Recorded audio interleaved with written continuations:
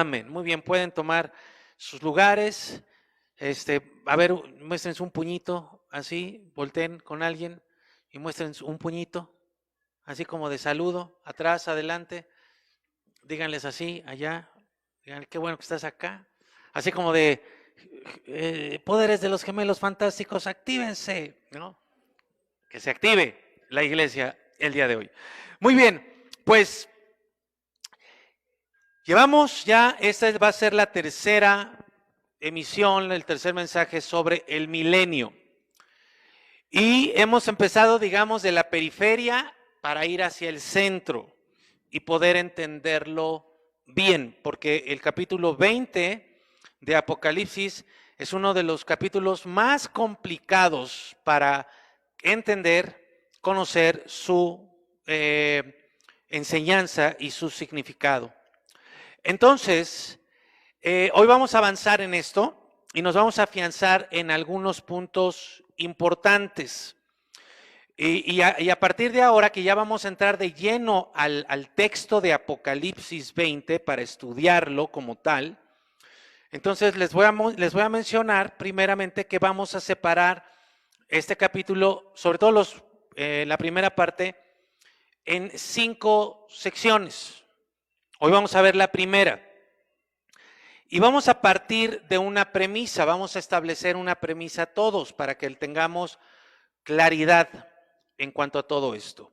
Y esta premisa es, si la visión de Juan en Apocalipsis, capítulo 20, se refiere o nos está hablando de algo material o de algo espiritual.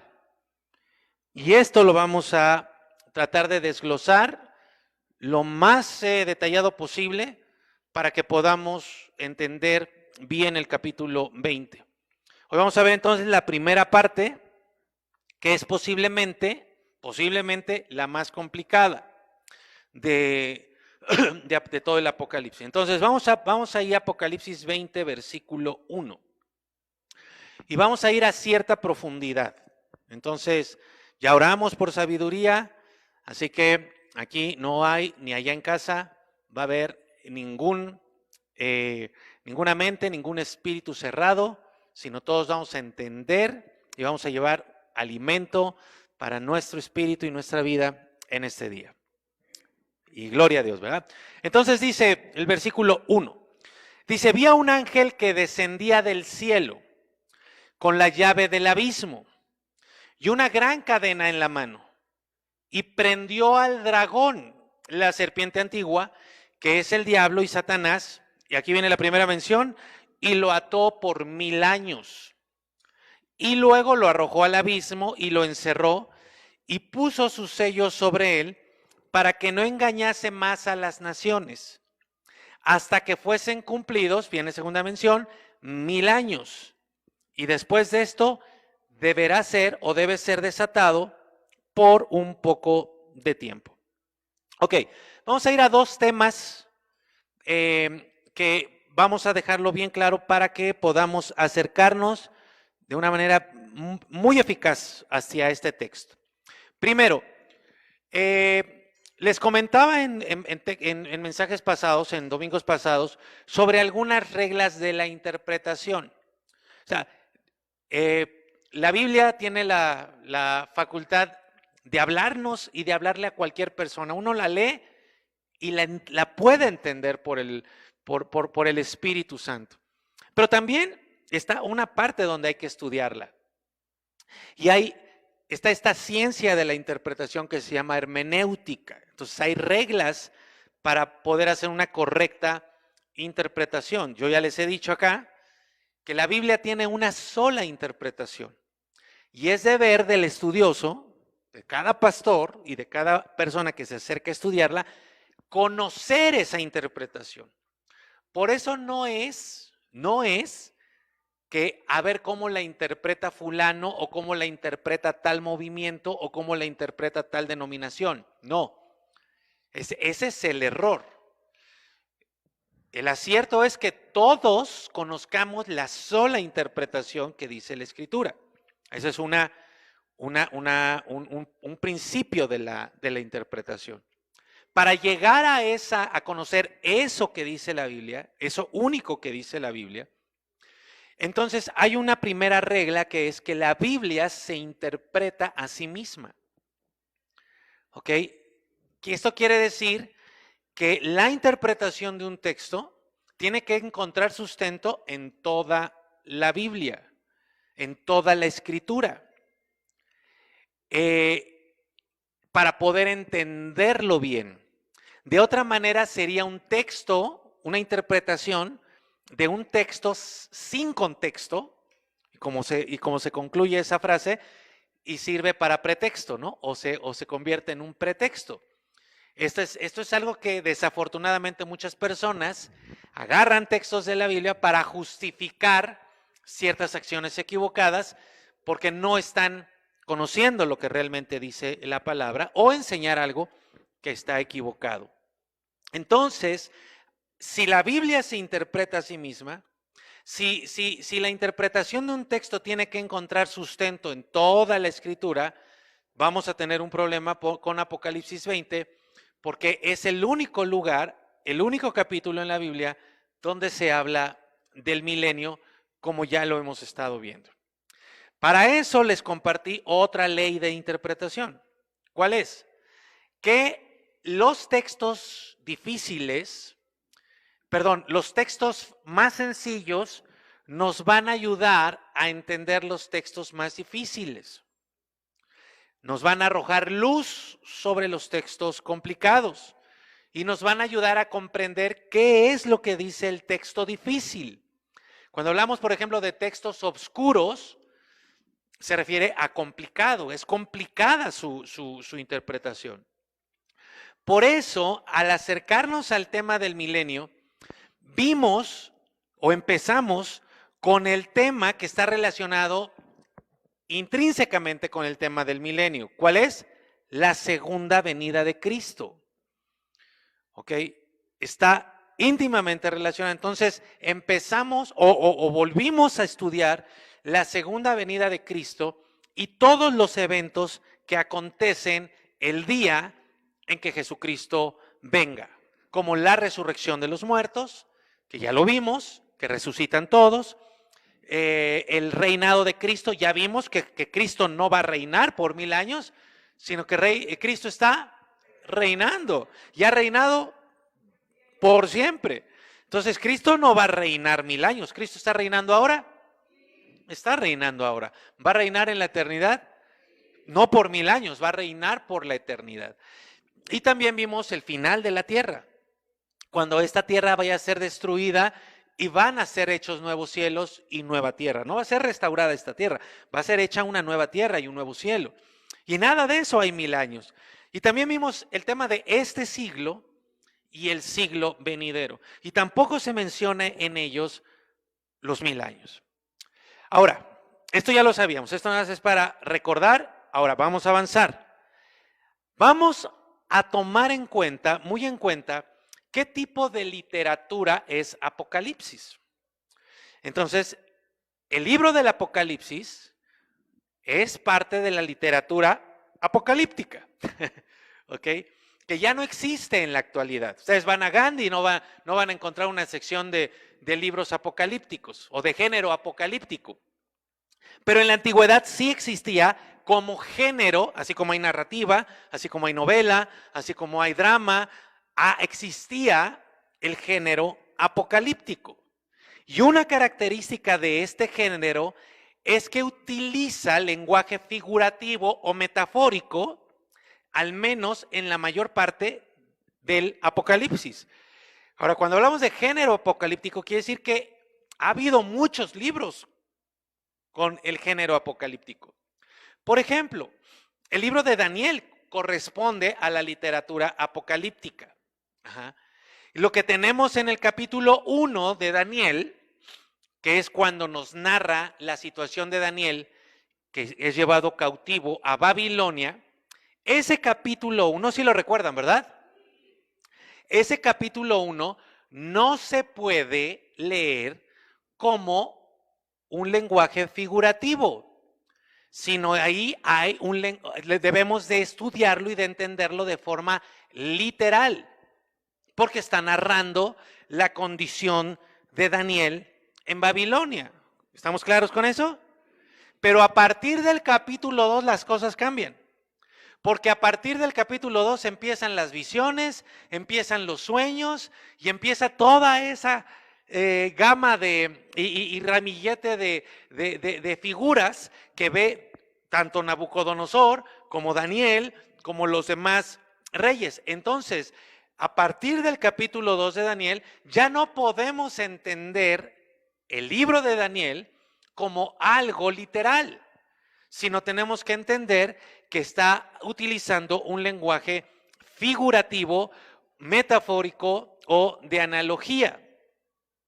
Entonces, todo el libro de Daniel va entrelazando textos narrativos y textos figurativos, y tenemos que saber cómo entender cada uno de esos textos. Tenemos que leerlo, lo que es literal, tenemos que leerlo de manera literal, y lo que es figurativo debemos entenderlo de manera figurativa. Cuando vamos al libro del Apocalipsis, vemos que casi en su totalidad es metafórico o figurativo.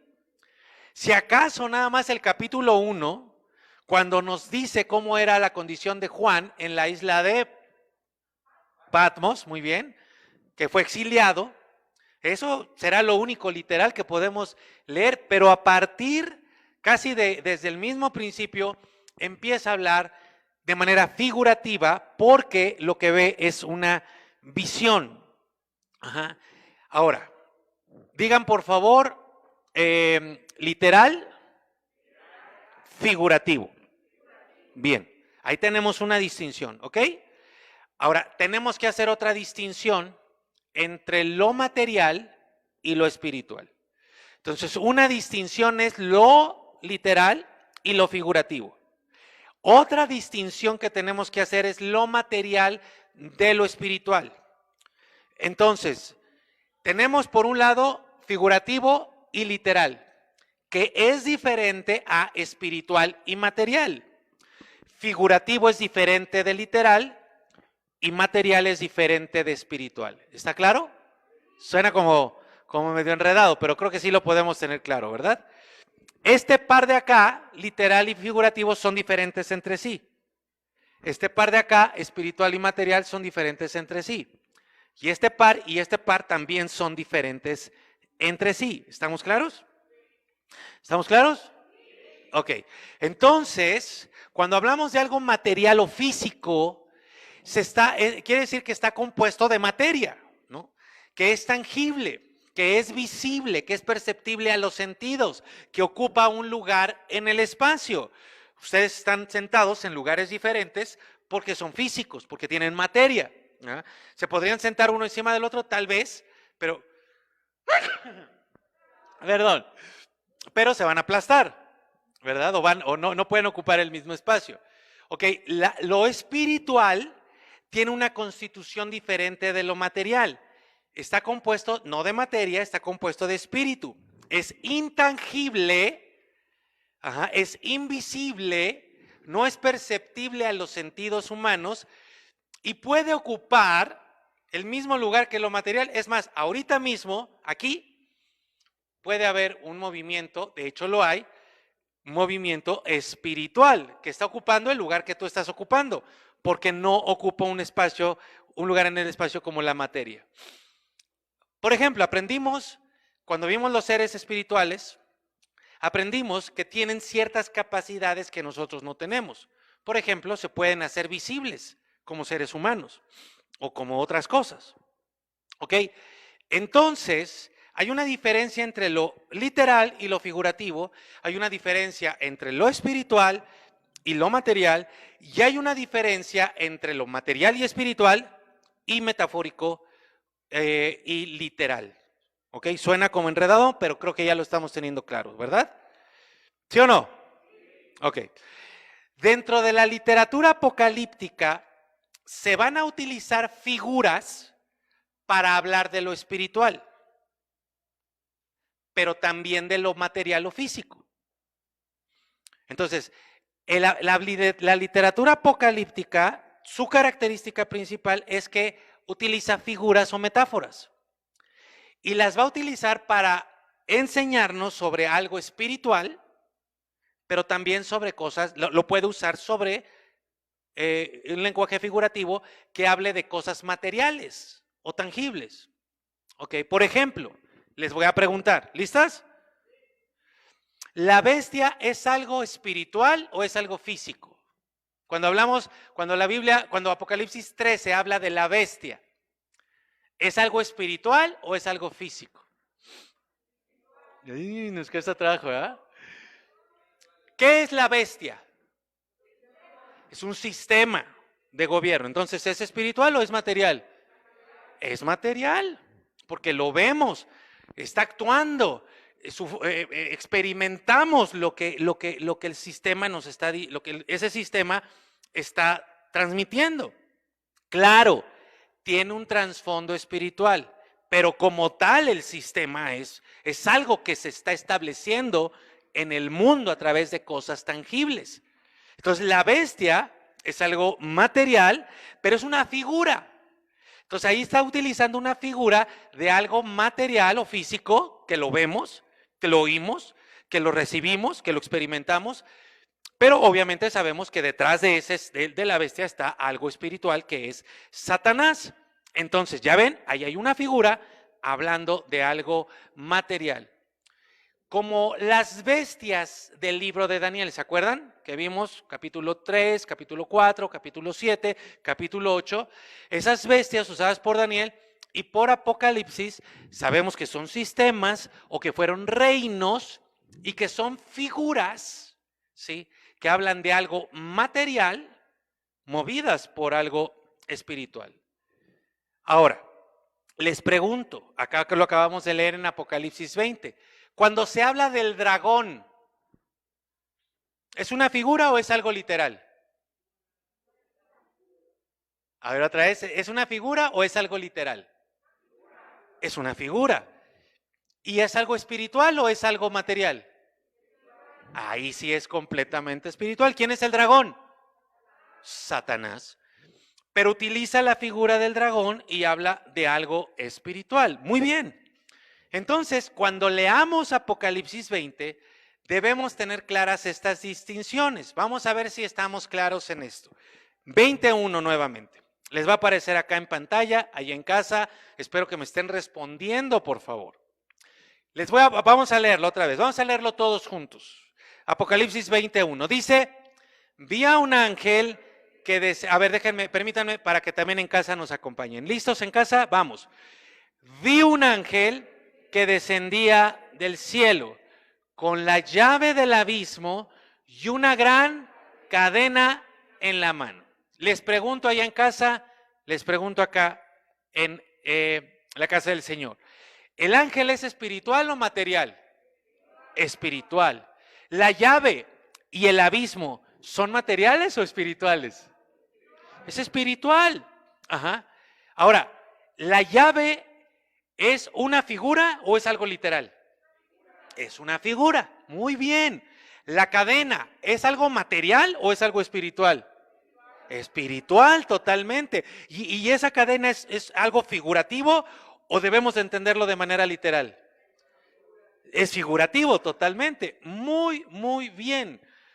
Podemos ver entonces que Juan escribe en un sentido mayoritariamente espiritual y no material, y en muchas ocasiones va a usar figuras que no pueden ser entendidas como algo literal. Vamos bien, ¿verdad?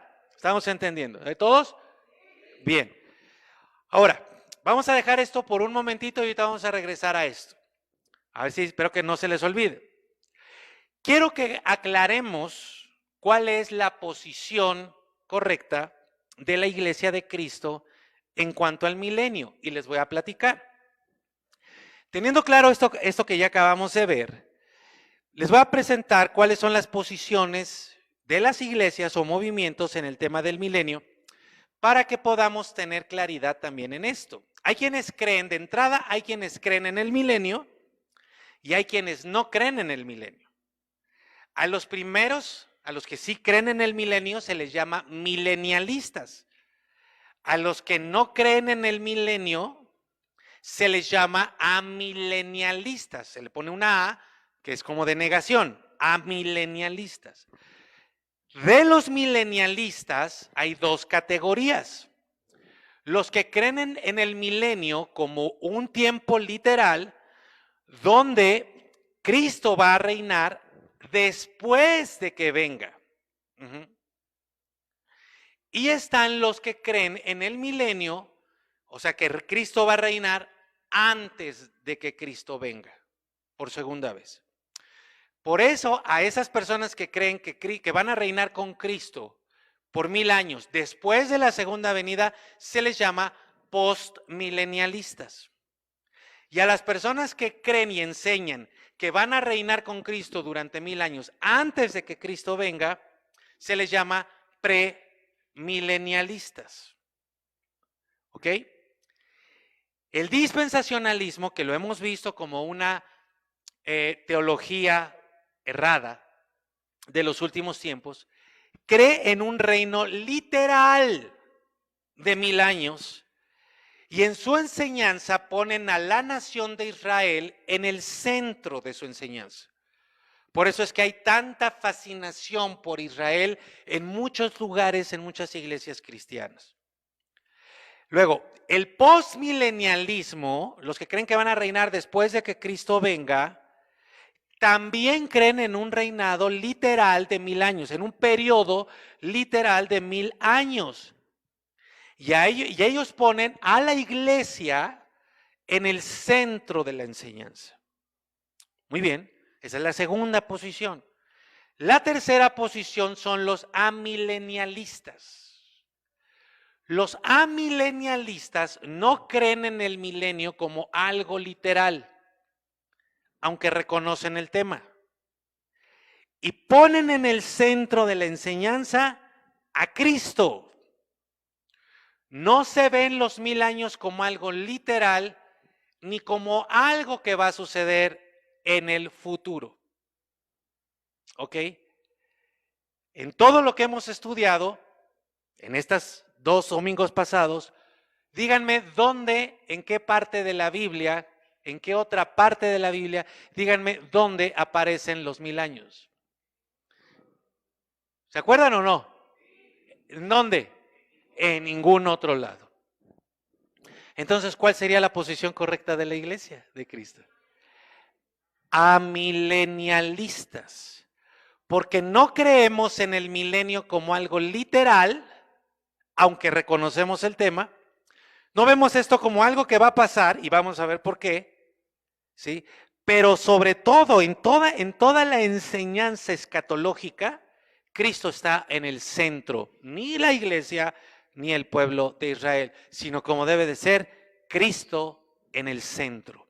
¿Estamos claros? ¿Sí o no? ¿Allá en casa están claros? Espero que sí. Me gustaría que hablaran lo suficientemente fuerte allá en casa como para que los escuchamos hasta acá, ¿verdad? Ay, sí, si ustedes no hablan fuerte, ya van y están pidiendo que ellos hablen fuerte. ¿Sí o no? Bueno, entonces nuestro reto es entender y comprender el capítulo 20 de Apocalipsis a la luz de toda la palabra, a la luz de los textos que ya estudiamos sobre los últimos tiempos, el fin de los tiempos y la segunda venida. Ahora miren, les voy a mostrar algo aquí que también nos va a ayudar en nuestro estudio. Juan ve 3 cosas, en esta visión ve 3 cosas, sobre todo lo que tiene que ver con el milenio. Hay una segunda parte del capítulo 20 que ya no habla concretamente del milenio. Nosotros nos vamos a concentrar en los versículos que sí hablan del milenio. Entonces, miren Apocalipsis versículo 21, otra vez. Pero ahora vamos a anotar otra cosa acá. Ayúdenme a leer las primeras 4 palabras. ¿Qué dice ahí? Vi a un ángel. Entonces, en esta visión, primero ve a un ángel. Versículo 4, por favor. ¿Qué dice ahí? Y vi tronos. Ajá. y se sentaron sobre ellos los que recibieron facultad de juzgar. Y ahí mismo en el versículo 4, más adelantito, dice, a ver otra vez todos, ¿qué dice ahí? De los decapitados. ¿Por qué los decapitaron? Por causa del testimonio de Jesús y por la palabra de Dios. Nuevamente, regresamos al tema de lo material, espiritual, literal o figurativo. Estas visiones, estas tres cosas que Juan vio, ¿son espirituales o materiales? Espirituales. Vamos a ir por paso. ¿El ángel es espiritual o es físico? Espiritual. ¿Los tronos son físicos o son espirituales? Espirituales. ¿Y las almas? Pues espirituales, ¿verdad? Ahora, en ninguna de estas tres visiones se utiliza el lenguaje figurativo. Son espirituales sin lenguaje figurativo. O sea, el ángel es un ángel, los tronos son tronos y las almas son almas. No está queriendo hablar de algo más, sino de lo que está hablando. Con esto en mente, creo que estamos claros, ¿verdad? Con esto en mente, vamos otra vez a revisar el texto.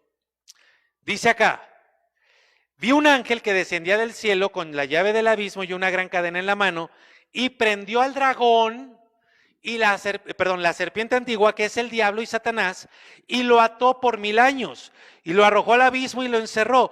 Puso su sello sobre él para que no engañase más a las naciones hasta que fuesen cumplidos 1000 años. Y después de esto debe ser desatado por un poco de tiempo. Perdón por la insistencia. Perdón por recalcar esto, pero necesito que quede bien claro. Respóndanme por favor ahí en casa, respóndanme aquí, por favor. ¿El abismo es espiritual? ¿El ángel es espiritual? ¿La llave es espiritual? ¿La cadena es espiritual? ¿El dragón y la serpiente? Todo es espiritual y también figurativo en su mayoría. Voy a dejar el ángel aparte. Ya les voy a decir por qué en un momento. Todo lo demás es espiritual y es figurativo. Ahora, les pregunto, ¿el abismo es espiritual? Hey, respondan. ¿El abismo es espiritual? Sí. Muy bien. ¿El lugar donde encerró al diablo es espiritual? Sí. ¿El sello? Todo es espiritual. El abismo y el sello son figuras o metáforas. Ahora, esa cadena es una figura de una atadura, ¿cierto? Ok. No, lo que nos quiere decir la palabra de Dios es que el diablo está atado. ¿Cómo lo hemos aprendido? Ya lo vimos, ahorita se los voy a recordar. Pregunta otra vez, ¿la atadura que ata al diablo es espiritual o es material? Es espiritual. Entonces, mis queridos, ¿están acá? Allá en casa, ¿están acá? Bueno, entonces, si todo en este texto es espiritual y algunas cosas, o en su mayoría, son figurativas, pero todo es espiritual, ¿los 1000 años son algo espiritual o es algo material?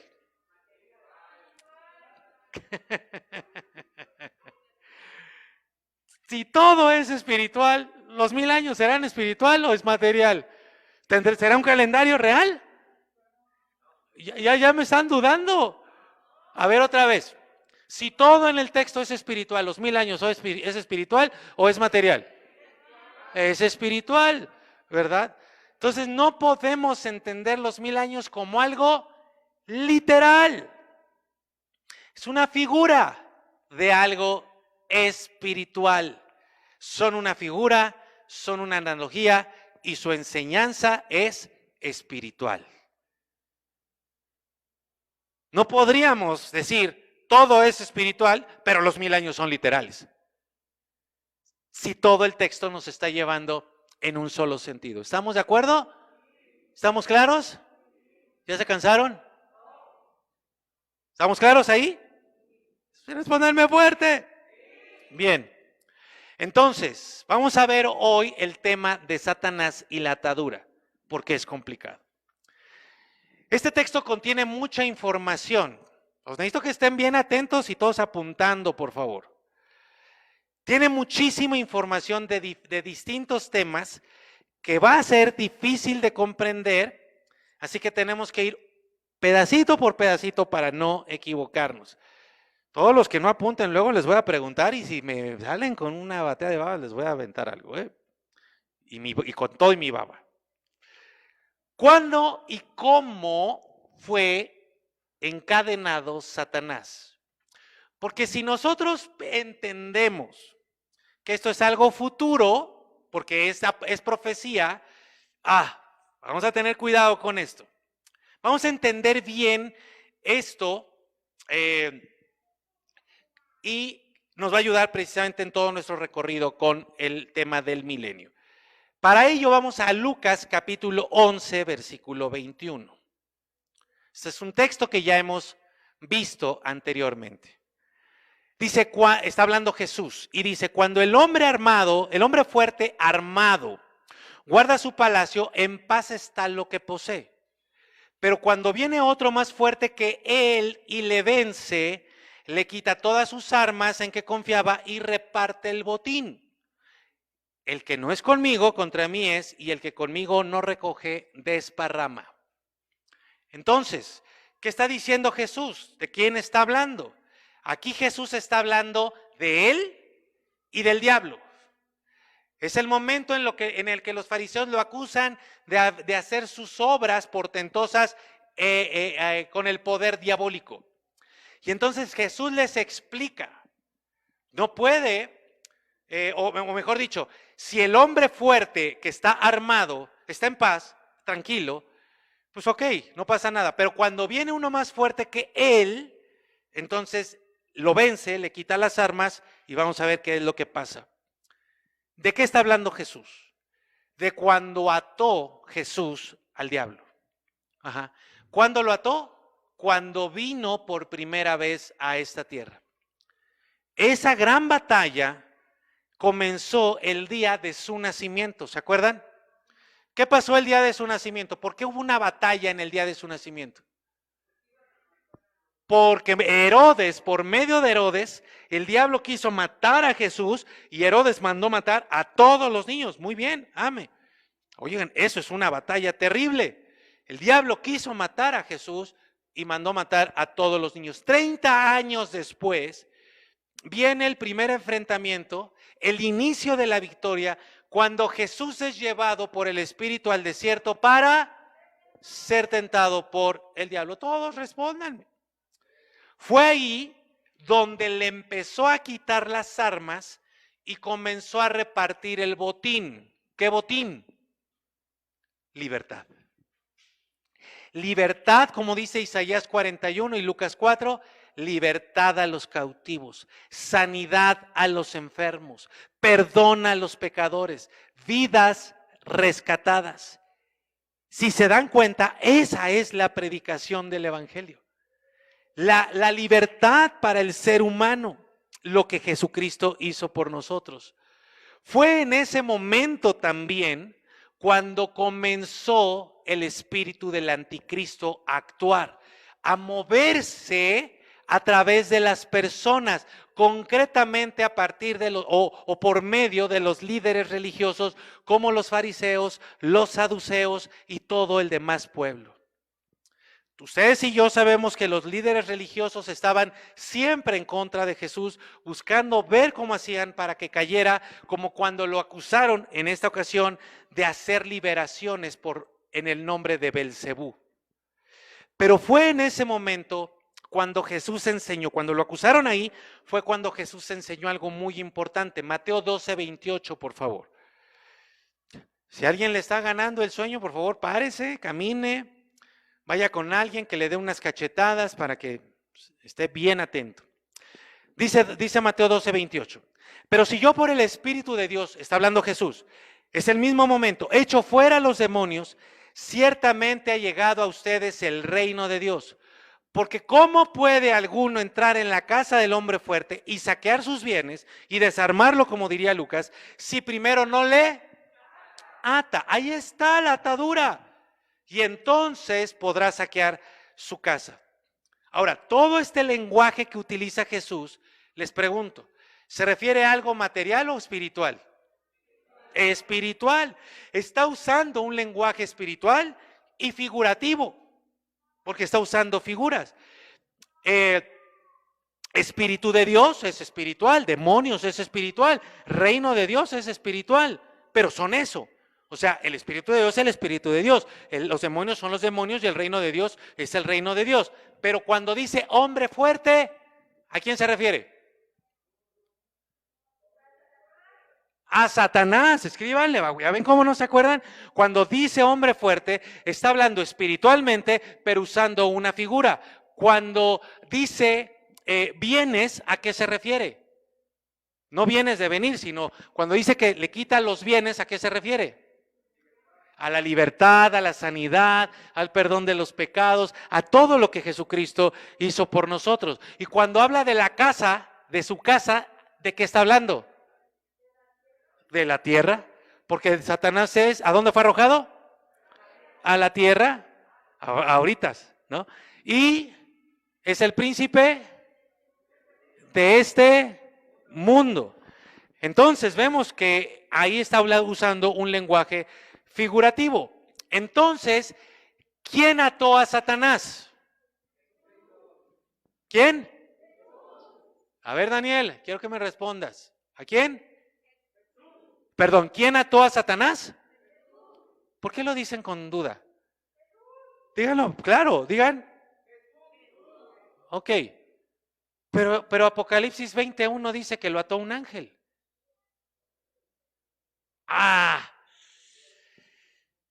Está complicado. Está complicado.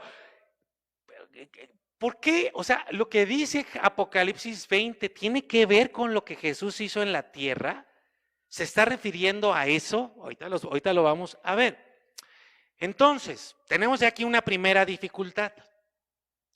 Porque nosotros tenemos claro, por un lado, que Jesús fue el que ató a Satanás. De hecho, no hay ningún otro texto en la Biblia que nos mencione que alguien más haya atado a Satanás, con excepción de Apocalipsis 21. Entonces, vamos aquí a recordar de qué habla Apocalipsis. Apocalipsis 1:19, por favor, para que entendamos y recordemos y tengamos bien afianzada la enseñanza. ¿Se les está haciendo muy complicado hasta ahora? Ahí les va. Estoy tratando de hacerlo lo más simple posible. ¿Qué dice Apocalipsis 1:19? Le dice Jesucristo a Juan, escribe las cosas que... ¿Qué tiempo es ese? Pasado. ¿Cómo que presente? Las cosas que son, ¿ese qué tiempo es? ¿Cómo pasado? Dios de mi vida, las tengo que regresar a la primaria. A ver, las que has visto es las que son y las que han de ser. No me van a decir pospretérito, son futuro. Entonces, ¿se acuerdan? El Apocalipsis es una revelación del y del. Debemos de tener bien claro eso, ¿ok? Y como la Biblia se interpreta a sí misma, nosotros podemos ver en qué momento fue atado Satanás. En otras palabras, no hay otro momento en la historia en que Satanás haya sido atado, sino cuando Jesucristo vino y él dijo que había atado al hombre fuerte. ¿Estamos claros en eso? Ahora, el segundo punto es un poquito más complicado. ¿Quién es ese ángel que ató al diablo? No existe otro texto en la Biblia que nos diga que un ángel haya hecho la labor de Jesucristo de atar al diablo. De hecho, por el contrario, hay una parte en Judas donde dice que Miguel no quiso reprender a Satanás, sino que él le dejó esa labor al Señor. Tampoco tenemos el nombre del ángel. Entonces, aquí, pues tenemos las siguientes opciones. Como ustedes saben, la palabra ángel significa mensajero o enviado. Entonces, estamos hablando de una visión espiritual, pero también la palabra ángel podría referir a un ser espiritual, angelical, o a alguien que haya sido que le haya dado una encomienda para llevar un mensaje o llevar a cabo una labor. Junto a esto tenemos que en el Antiguo Testamento, y ya lo estudiamos, tenemos la figura literaria, el ángel de, y aprendimos que el ángel de Jehová, ¿quién era? Jesucristo. Lo vimos con toda amplitud. Ahí están nuestros videos en nuestro canal. ¿Estoy diciendo que Jesús es el ángel? No, porque tenemos que tener bien claro que Jesús no es un ángel, ni fue un ángel. Hay ciertas enseñanzas que dicen que Jesús antes de ser el Hijo de Dios fue un ángel. No, Jesucristo es Dios y tiene que quedar bien claro. Pero también fue enviado por Dios a salvar a la humanidad. Entonces, ¿ese ángel es Jesucristo?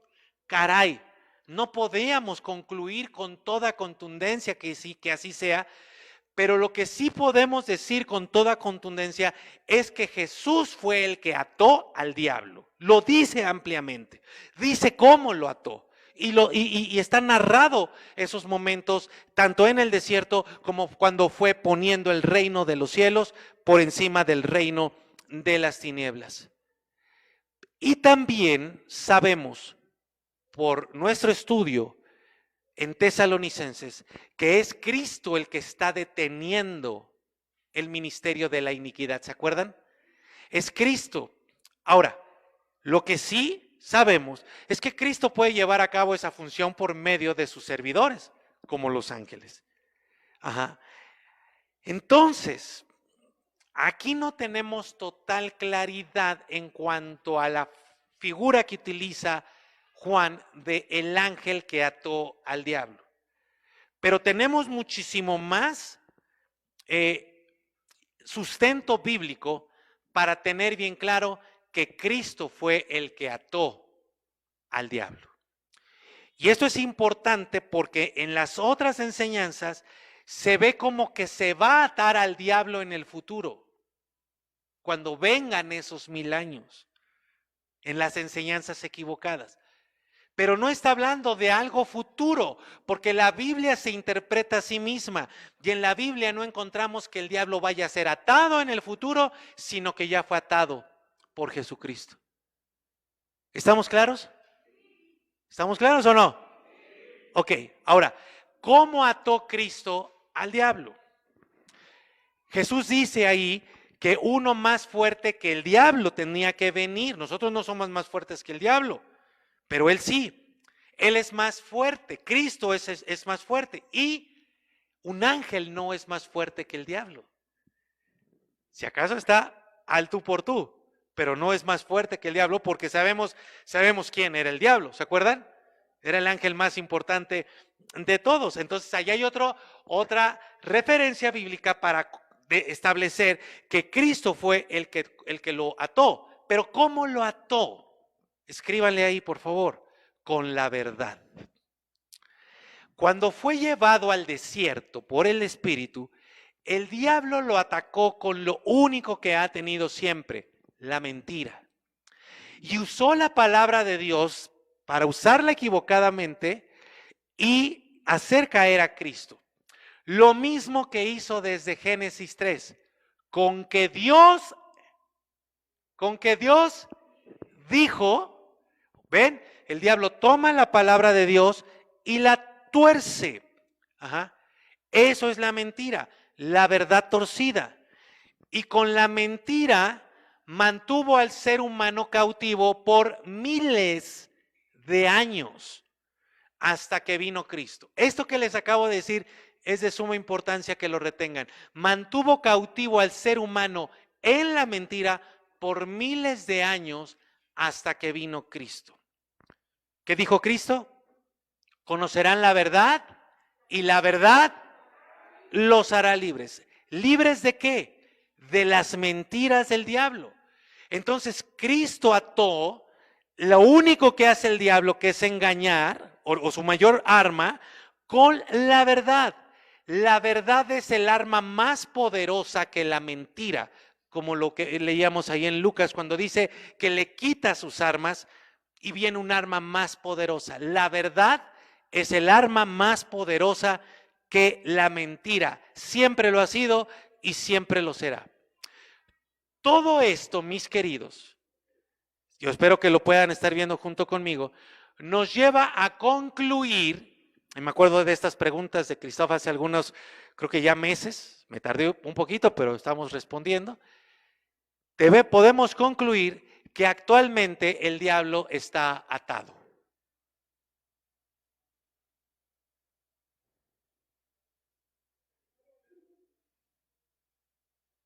Pero ¿cómo puede ser esto? Si mira cómo está la situación en el mundo. ¿Ok? Bueno, les voy a explicar. ¿Están atentos? Ahí les va. Estamos sacando humo, ¿verdad?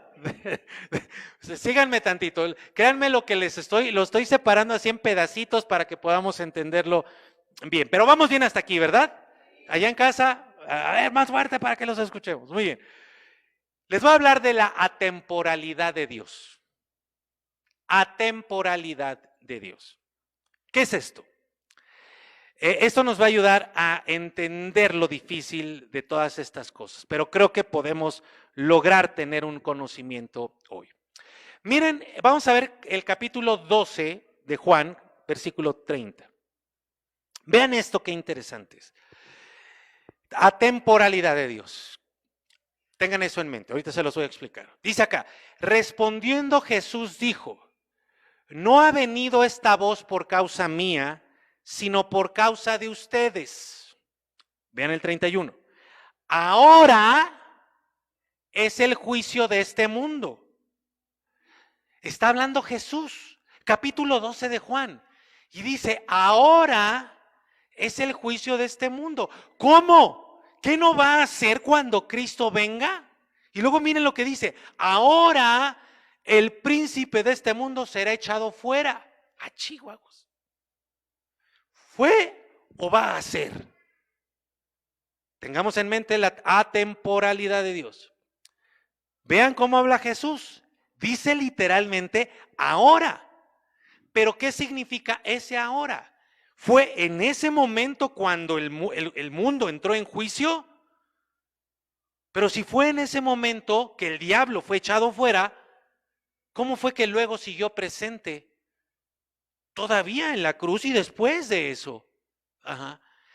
Aquí lo que sucede es que debemos de tomar en cuenta precisamente lo que significa la atemporalidad de Dios. ¿Qué quiere decir esto? Que Dios está fuera del tiempo. Ajá. Dios no está limitado por el tiempo como nosotros. Ajá. Para Él, el pasado es lo mismo que el futuro y lo mismo que el presente. Y por eso lo vemos hablando así. Nosotros nunca vamos a poder ver las cosas como Él las ve, todo junto. Ajá. Pero sí podemos alcanzar a comprender cómo las ve Dios y que cuando habla Él, muestra algunas cosas que se refieren a distintos momentos del tiempo. Pero Él habla de manera atemporal. Por eso Apocalipsis es una visión de lo que ya fue, de lo que es y de lo que será. Apocalipsis no es una profecía del futuro, nada más. Es una profecía, es una revelación de lo que fue, de lo que es y de lo que va a ser. Por eso, miren, vamos a ver un ejemplo de esto, dos ejemplos de esto. Miren Apocalipsis 12:7. Ahorita lo van a entender. ¿Vamos bien, Daniel? Josué, ¿cómo te fue en el examen? Te veo como que quedaste medio apabullado. Ahorita, ¿no? ¿Estamos bien? Perfecto. Dice, vean el 12:7. Dice, después hubo una gran batalla en el cielo. Fíjate cómo dice, después hubo una gran batalla en el cielo. Después de lo que viene viendo Juan, en el 11. En los versículos anteriores. Miguel y sus ángeles luchaban contra el dragón. Y luchaban el dragón y sus ángeles. Pero no prevalecieron. Ni se halló ya lugar para ellos en el cielo. Y vean el 9. Y fue lanzado fuera el gran dragón, la serpiente antigua, que se llama Diablo y Satanás, el cual engaña al mundo entero. Fue arrojado a la tierra y sus ángeles fueron arrojados con él. Entonces mira, Si creemos que Apocalipsis es una visión del futuro, no vamos a entender ni papa, o vamos a entender totalmente mal. Vamos a ver este texto, ¿ahí lo tienen? Les pregunto, ¿a qué tiempo se refiere este texto? ¿Al pasado, al presente o al futuro? Al pasado. ¿En qué momento? Este está hablando de una escena del cielo antes de que el ser humano existiera, cuando apenas la tierra había sido recién creada. ¿A qué batalla se refiere? ¿A una que va a pasar? No, a una que ya sucedió cuando el diablo se rebeló junto con todos los ángeles. ¿Cuándo fue lanzado Satanás y sus ángeles rebeldes? Al principio, antes de que todo fuera, ni siquiera la historia había empezado. La tierra apenas había sido creada. ¿Ven? Pero si pensamos que el Apocalipsis es solamente del futuro, vamos a entender totalmente chueco. Ahora, vamos a ver los versículos anteriores a este, desde el 1. Pongan atención, como dirán allá en Colombia, paren bolas, pónganle cuidado. Dice, apareció en el cielo una gran señal. Es el mismo capítulo 12, ¿eh? Y son los primeros versículos, los que anteceden a lo que acabamos de leer. Una mujer vestida del sol con la luna debajo de sus pies y sobre su cabeza una corona de 2 estrellas. Y estando encinta clamaba con dolores de parto en la angustia del alumbramiento. También apareció otra señal en el cielo. He aquí un gran dragón escarlata que tenía 7 cabezas y 10 cuernos y en sus cabezas 7 diademas. Y su cola arrasaba la tercera parte de las estrellas del cielo y las arrojó sobre la tierra. Y el dragón se paró frente a la mujer que estaba para dar a luz a fin de devorar a su hijo tan pronto como naciese. Les pregunto, ¿esto es algo que sucederá en el futuro o ya sucedió? Ya pasó. Ya pasó. Porque ¿quién es esa mujer? No, no es María. Ya lo estudiamos, la iglesia. Ya estudiamos en alguna ocasión Apocalipsis 12, ¿sí? Que es Cristo, o sea, los hijos, el Hijo de Dios, ¿sí? De Él nace la iglesia y nace de la iglesia. O sea, estamos viendo a la iglesia y a Cristo juntos, ¿sí? ¿Se acuerdan que Jesús dijo, sobre ti, dijo, sobre esta piedra edificaré mi iglesia y las puertas del infierno no prevalecerán contra ella? ¿Se acuerdan que yo les enseñé dónde nació la iglesia? En las puertas del infierno, con el dragón tratando de devorar a los recién nacidos o al recién nacido. ¿Quién es ese hijo que está a punto de nacer? Cristo, las primicias, y después de él todos nosotros. Entonces, la visión que Dios le da a Juan habla de distintos momentos del pasado, del presente y del futuro, y en ocasiones están entrelazados o superpuestos. A veces podemos establecer un tiempo específico de algún evento. Por ejemplo, cuando nació Jesús, podemos tenerlo claro. O podemos decir cuándo nació la iglesia, ¿verdad? ¿En qué momento nació la iglesia? Pero la misma visión integra o mezcla cosas como el dragón arrastrando a la tercera parte de las iglesias, de las estrellas. ¿Eso es una referencia a qué? Al pasado de cuando convenció a la tercera parte de los ángeles para ser rebeldes junto con él, y están en el mismo texto, ¿verdad? Lo cual, eso se refiere a la rebelión angelical. ¿Ya ven? Entonces, esta es la dificultad de Apocalipsis.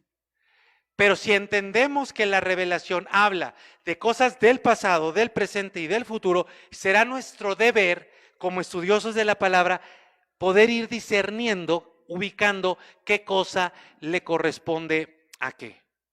Entonces, cuando Apocalipsis 20 habla de la atadura del diablo, la palabra de Dios nos tiene que decir en qué momento fue atado. Y fue atado cuando Jesús vino a esta tierra por primera vez y lo ató. Por eso la condición de Satanás es que está atado, porque no se nos dice en qué momento fue desatado.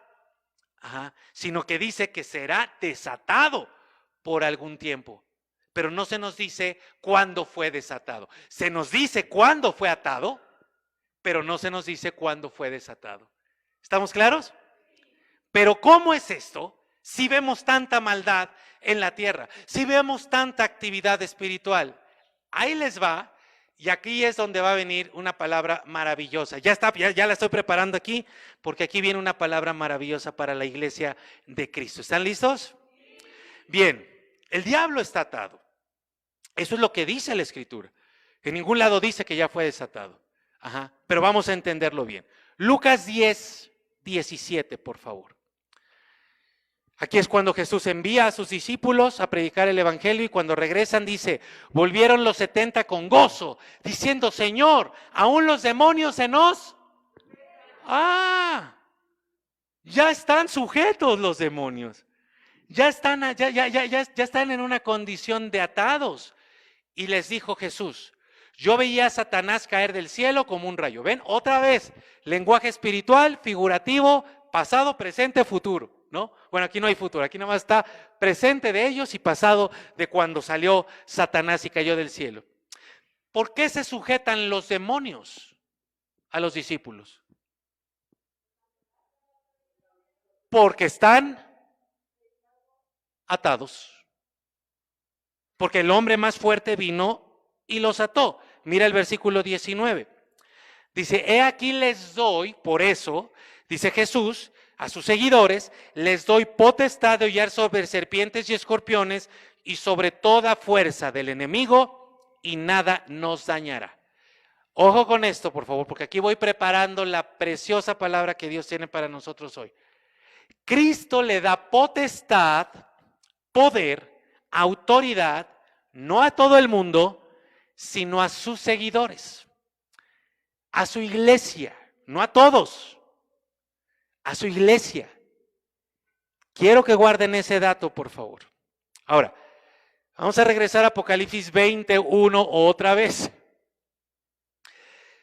Dice voy a leer desde el versículo 2, y prendió al dragón y la serpiente antigua, que es el diablo y Satanás, y lo ató por 1000 años. Como la Biblia se interpreta a sí misma, la Biblia nos narra en qué momento fue atado, cuando Jesús lo ató. Y lo arrojó al abismo y lo encerró y puso sus sellos sobre él, lenguaje espiritual y figurativo, para que no engañase, ¿qué dice ahí? A ver, para que no engañase ¿qué? No dice a las naciones. ¿Para que no engañase qué? Más a las naciones. Hasta que fuesen cumplidos 1000 años y después de esto debe ser desatado por un poco de tiempo.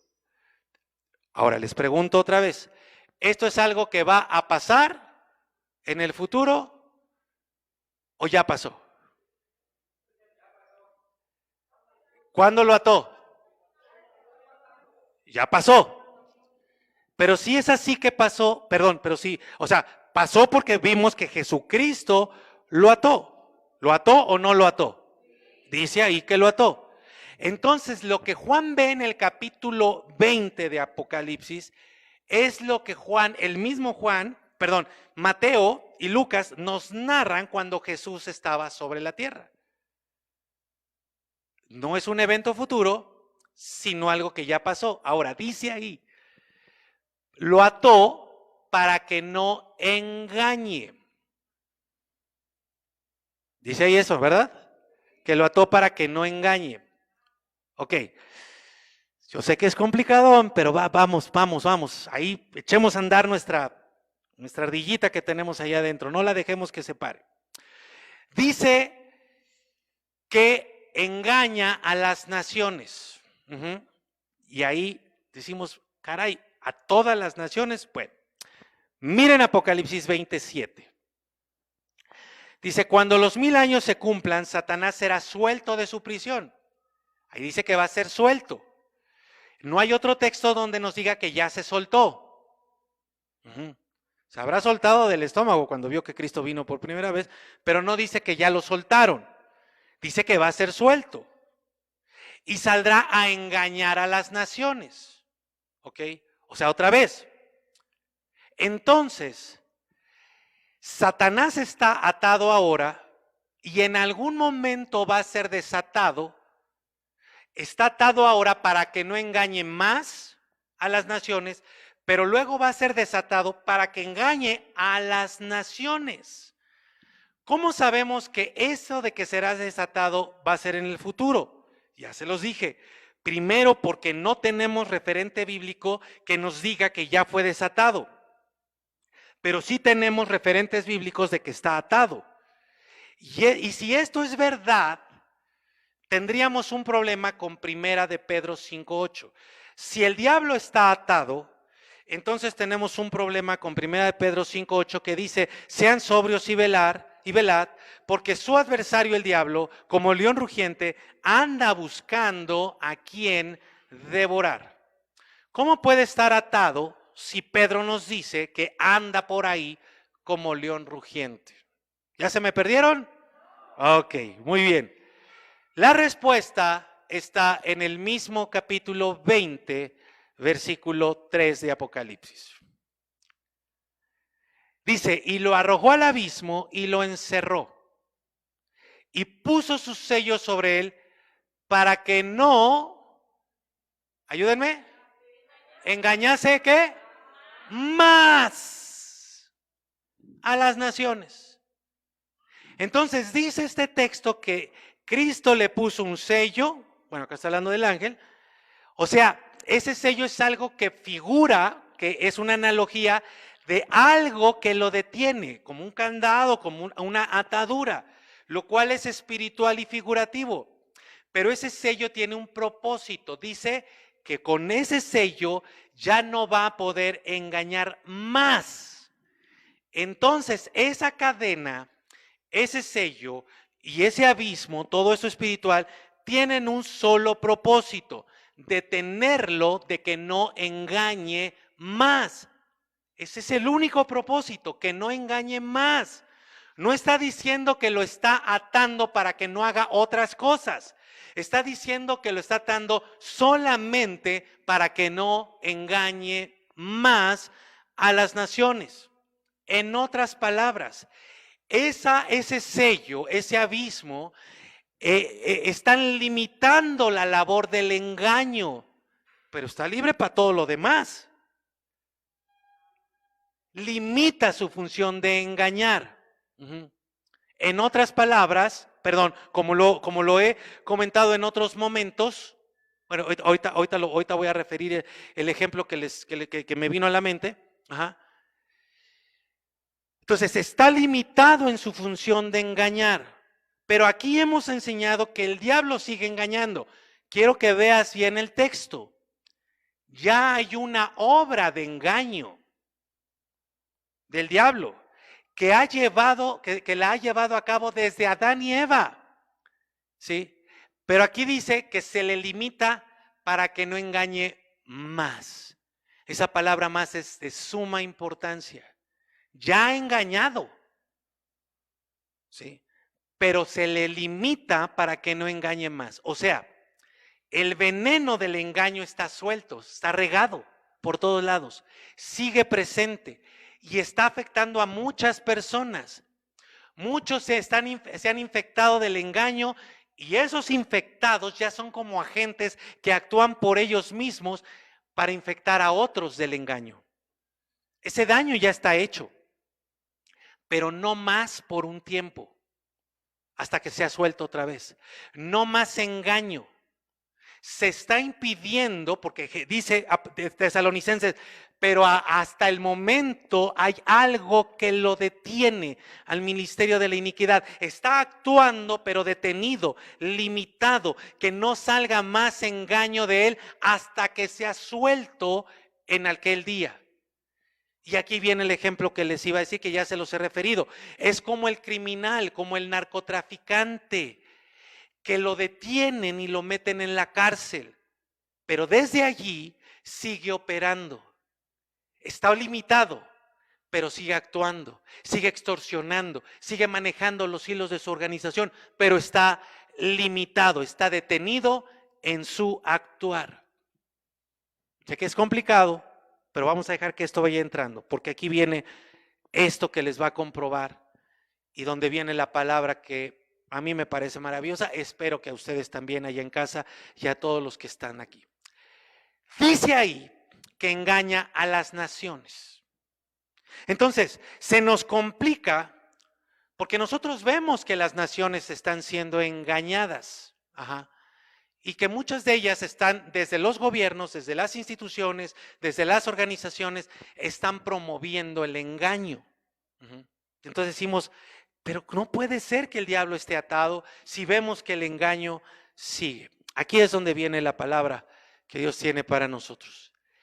Esas naciones que habla Apocalipsis 20, podemos entenderla de dos maneras. La primera es como completa, la nación completa, así como México, Estados Unidos, Nicaragua, Bolivia, Colombia, Perú, así, ¿no? Como naciones completas. Pero también puede ser entendida esa palabra naciones como grupos o sectores dentro de esas naciones. Les explico. La iglesia de Cristo, pónganme atención acá por favor y respóndanme. Esto les va a ayudar, nos va a ayudar a todos. La iglesia de Cristo, ¿qué nacionalidad tiene? ¿Qué nacionalidad terrenal tiene?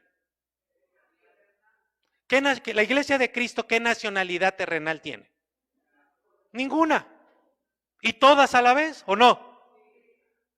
Porque hay gente, como dice la palabra, de toda nación que cree en Cristo y viene a ser parte de la iglesia. Dice la Escritura que Dios va añadiendo cada día a su iglesia las personas de todas las naciones, de todas las edades, de todos los niveles sociales, los va añadiendo a su iglesia. Son personas que nacen de nuevo y que dejan de ser presas del engaño. Sucede el milagro más grande de todos. Dejan de ser prisioneras del diablo, del engaño del diablo, porque conocemos la verdad los y nos hace libres y el Espíritu de Dios nos hace nuevas personas con una nueva naturaleza. Ahora, todas estas personas de todas las naciones, incluyéndonos, somos parte del pueblo de Dios y seguirán y seguiremos a Jesucristo, pase lo que pase, suceda lo que suceda, hasta el último día de nuestras vidas, ¿sí o no? Iglesia de Cristo de todas las naciones. ¿Sabían que esto que hoy estamos viviendo ustedes y yo no ha sido así siempre? En el pasado, pídanle a Dios que les deje recibir esto así con todo su corazón bien abierto. En el pasado, antes de que el diablo fuera atado, las naciones completas, incluyendo al pueblo hebreo, eran casi completamente incrédulas y rebeldes a Dios. Miremos un poco, por favor. De las dos primeras personas en el Edén, ¿cuántas de esas dos personas en el Edén dejaron de creerle a Dios y creyeron en la mentira del diablo? Las dos. O sea, 100%. De la humanidad que había, el 100% le dejó de creer a Dios. Y desde ahí vemos la misma historia, Caín matando a su hermano. Después vemos a toda la humanidad rebelde a Dios, excepto Noé y su familia. Quiero que lo dimensiones. Toda la humanidad rebelde, incrédula a Dios, menos 8. Después, todos menos Abraham y Sara. Después, todos menos Jacob. Luego, todos rebeldes menos José. ¿Me estoy explicando?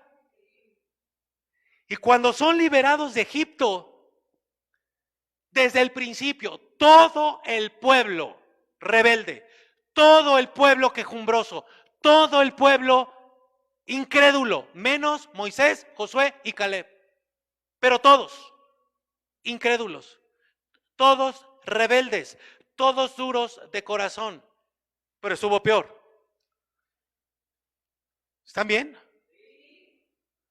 También porque lo que Dios nos va a dar en un momento, yo espero que nos vuele el corazón. Se puso peor. ¿Por qué? Porque toda esa gente vio las maravillas o las plagas con las que Dios liberó al pueblo hebreo. Las vieron. Vieron después el mar. O sea, quiero que me entiendan. Vieron un mar abierto frente a ellos por grandes vientos. La vieron. Vieron una columna de fuego en las noches, vieron una nube en las mañanas que los guiaba por el desierto. Bueno, escucharon la voz de Dios en el Sinaí. Recibieron diariamente el maná del cielo y las rocas se abrían para darles de beber agua pura. Vieron todo eso y ¿qué creen? No creyeron. ¿Por qué? Porque el diablo estaba libre llevando a cabo su obra de engaño, esclavizando a casi todas las naciones. Pero cuando Jesús vino y ató al diablo, ese engaño se detuvo y hubo gente que comenzó a creer. Tal vez eran los menos, pero antes era nadie o casi nadie. Esa gente lo que vio fue a un joven de 30 años, pero creyeron que era el Mesías, el Hijo de Dios, Dios mismo. Aún algunos fariseos y sacerdotes y maestros de la ley empezaron a creer en él. Pero ahora mira y gózate. Yo los veo como que no están muy gozosos, pero bueno, espero que ahorita se gocen con esto, se gocen junto conmigo en el Señor. ¿Están listos? Te pregunto, ¿qué has visto tú? ¿Has visto un mar que se abra? ¿Has visto que caiga fuego del cielo? ¿Has visto que un muerto resucite?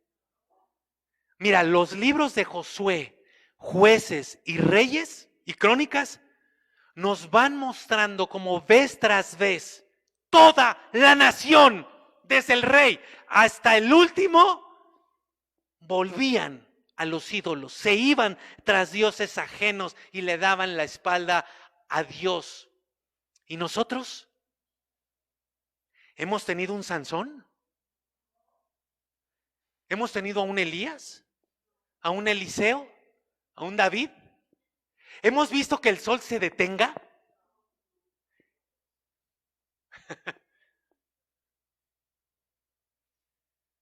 ¿Hemos visto al Hijo de Dios caminando entre nosotros, multiplicando los panes, sanando enfermos, liberando endemoniados y resucitando muertos? ¿Hemos visto todo esto? Agárrate de tu silla.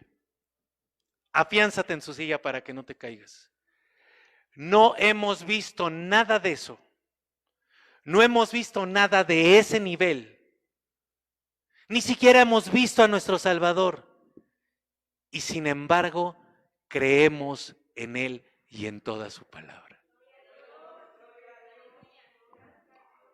Incluso con todo y coronavirus, mira, seguimos creyendo, venimos, lo buscamos. ¿Por qué? ¿Somos mejores que el pueblo hebreo? ¿Somos más fuertes y más fieles que las personas del tiempo de los jueces, de los reyes? Para nada. A ellos se les envió un Isaías, a ellos se les envió un Jeremías, un Ezequiel y cualquier cantidad de profetas grandiosos como Miqueas, Zacarías y Oseas. Nosotros vivimos en los tiempos donde proliferan los falsos maestros.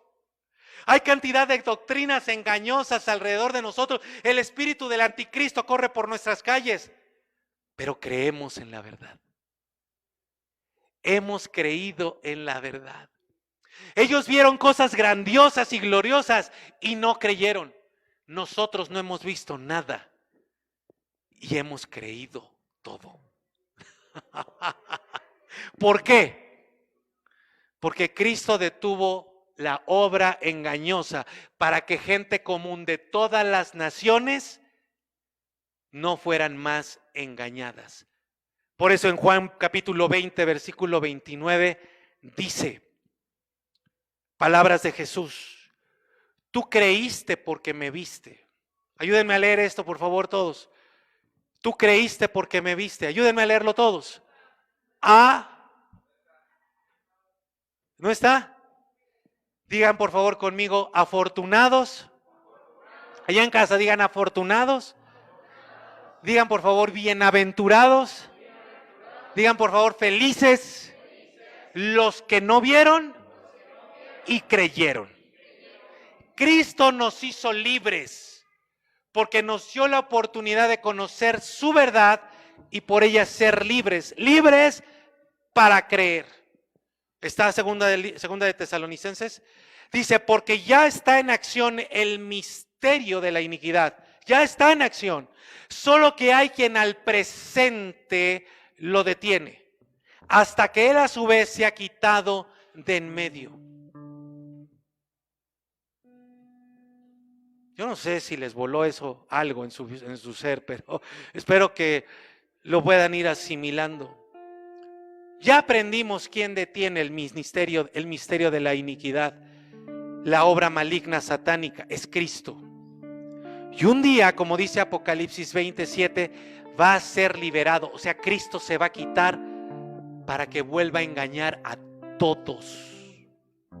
Incluso lo va a intentar con la iglesia de Cristo. Cuando eso suceda, la iglesia se va a ver en un reto bien fuerte o muy fuerte. El engaño va a ser mayúsculo, mucho más de lo que estamos viendo ahora. Y muchos van a caer, pero siempre habrá un remanente que permanecerá fiel. Quieras tú ser de ese remanente. Hoy tú y yo somos parte de ese remanente y por eso es tan importante que sigamos fortaleciendo nuestra fe y cada vez seamos más capaces de reconocer el engaño, porque el engaño va a ser peor cuando el diablo sea desatado. Si Cristo ya te dio la libertad del engaño, amigos allá que nos están oyendo, en México, en Toluca, en cualquier parte del mundo, si Cristo ya les dio la libertad del engaño y te ha hecho libre para creer la verdad, no vuelvas atrás, no te prestes al engaño, ni participes de las obras del engaño. Termino. Apocalipsis 20 tiene que ser entendido en un sentido espiritual, no material o físico. Y distinguir entre el lenguaje figurativo y literal. Hay muchas figuras y analogías. Así como todo lo que se lee en los primeros versículos es espiritual, en el capítulo 20, los 1000 años debemos entenderlos como algo espiritual y figurativo, y no como días y años de nuestro calendario. Vamos a ver más a fondo este capítulo en la siguiente ocasión. Hoy quedémonos con que la obra de Cristo es espiritual. Fue Él quien ató al diablo a través de la verdad. Un ser espiritual, el diablo, y sus ataduras, cadenas y prisiones son espirituales. Todo eso lo limita, no lo acaba, no lo termina, lo limita actualmente para no seguir engañando más como lo hizo y se los acabo de demostrar en el pasado.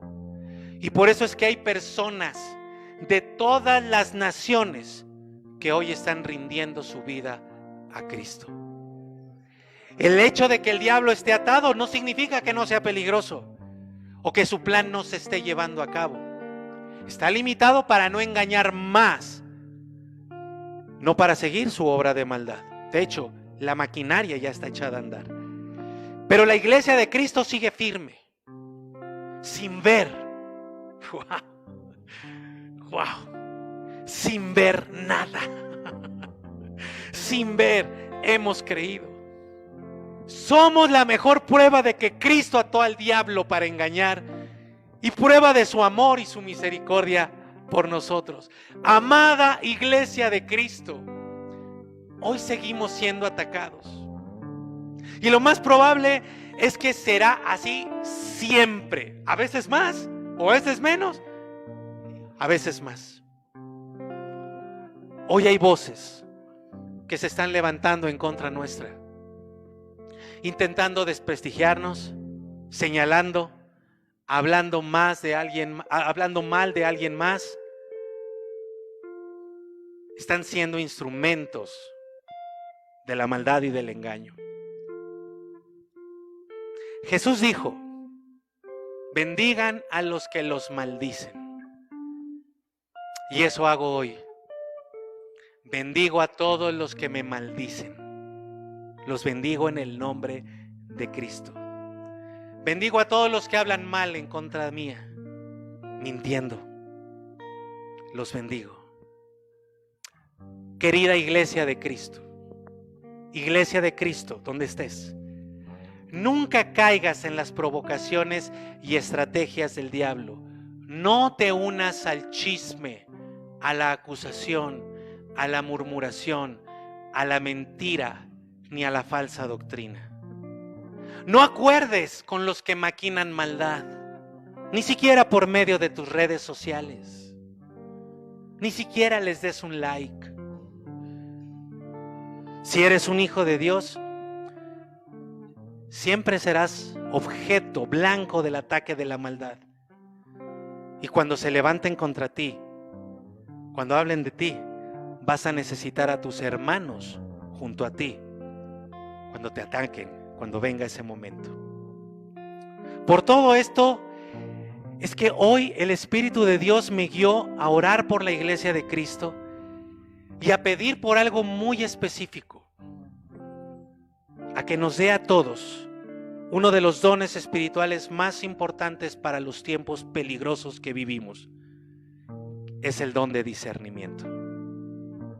Tú tienes que discernir entre el bien y el mal, entre la verdad y la mentira, entre la fuente de las palabras y las acciones que ves, si es la fuente Dios o si esa fuente es el diablo. Es necesario que aprendas a discernir, porque recuerda que no tenemos lucha contra carne y sangre, sino contra principados, potestades y huestes espirituales de maldad. Tienes que aprender a discernir, porque lo que tú verás frente a ti es una persona. Escucharás a una persona con apariencia de bondad, pero detrás de ella está la misma maquinaria del infierno actuando contra ti, que eres iglesia de Cristo. Pero Dios no nos ha dejado solos.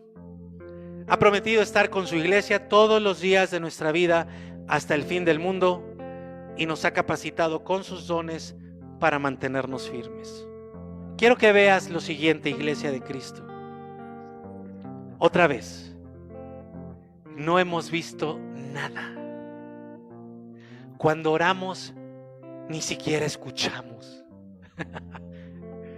Y con todo, hemos creído. Ve el nivel en el que Dios nos tiene.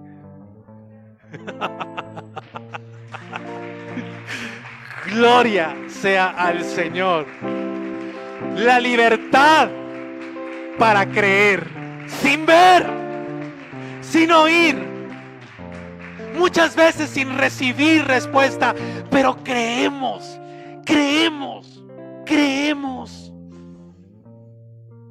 Y por eso es que Él ha dicho: voy a estar contigo todos los días hasta el fin del mundo. Si Él ya nos dio esta libertad, no te la dejes arrebatar por el diablo. La palabra de Dios dice que el único acusador es el diablo. Así que cuando tú veas a alguien acusando a otro, es que esa persona está siendo instrumento del diablo, no de Dios. No te dejes engañar. Mantente firme en la libertad con la que Dios nos ha hecho libres para creerle. Sin fe es imposible agradar a Dios. La fe es la certeza, no de lo que vemos, es la convicción, no de lo que oímos. La certeza de lo que esperamos. Pueblo hebreo, jueces, reyes, Iglesia de Cristo en la actualidad, acá.